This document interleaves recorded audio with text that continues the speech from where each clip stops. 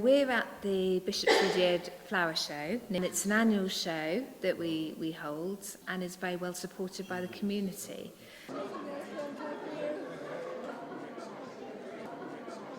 This year we've had 512 entries from 119 entrants. We have lots of entries from the local primary school as well in the children's section, and a wide variety of flowers, of fruits, photographs, artwork and trophies and cups for all the winners. Very impressed by the children's exhibits. When we had the Bagbury show running, we always found it very difficult to encourage children to come along. So whoever's organising this show, you've done a brilliant job, because we want to get people involved early, to get into the habit of coming along and enjoying the show. I'm truly amazed by the amount of produce here. Certainly it's been a really good turnout, considering how poor the spring was and how late some things are.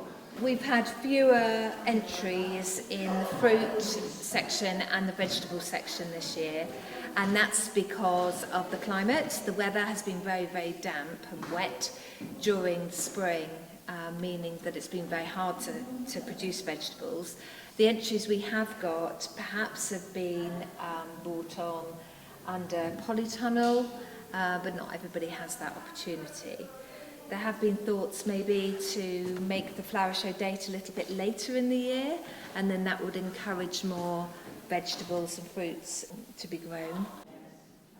If you didn't win a prize this year, and we know it's really all about winning and not taking part, it's probably down to the judges.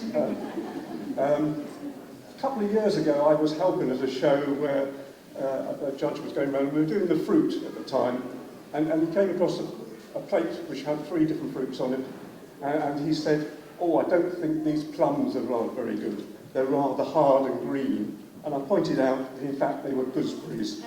So there's someone who should have gone to Specsavers perhaps. Thanks to all of you that have come to see the show, and I hope you will be inspired to enter next year and encourage your friends and neighbours too.